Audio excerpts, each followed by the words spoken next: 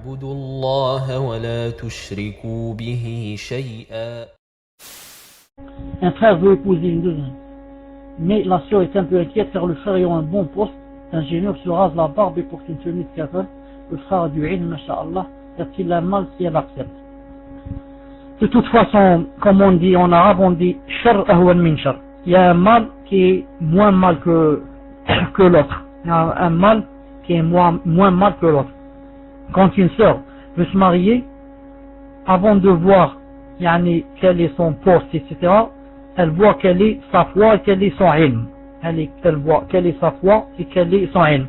Car beaucoup de femmes se sont mariées avec des gens riches et elles sont devenues très malheureuses. Et beaucoup de femmes se sont mariées avec des gens qui ne sont pas riches et qui sont pieux et qui ont peur d'Allah subhanahu wa ta'ala et qui sont très heureuses. Ça, tout le monde le sait. C'est pour ça que quand quelqu'un rase la barbe, ou bien s'habille comme les kuffars, on ne va pas dire de lui, c'est pas un musulman, astaghfirullah. On ne va pas dire qu'il ne va pas rentrer en paradis, astaghfirullah, on ne peut pas dire ça. Mais, si on trouve mieux, de préférence pas celui-là. S'il y a quelqu'un qui, elle sait qu'il va y avoir un autre, plus pieux que celui-là, même s'il n'a pas un poste d'ingénieur, on accepte le deuxième. Car on se marie à cause du din. On ne se marie pas à cause des postes, à cause de où il travaille. C'est pour ça que elle regarde elle. Si elle sait par exemple qu'elle est du genre qu'il y a d'autres qui vont venir parce qu'elle est encore jeune, elle est assez belle ou là, elle attend un peu qu'il vienne un autre. Maintenant, si elle sait que peut-être il ne va pas y avoir, ou là elle est assez âgée, ou là elle est dans un endroit difficile, etc., celle-là, elle fait la prière de istikhara. Elle fait la prière de istikhara.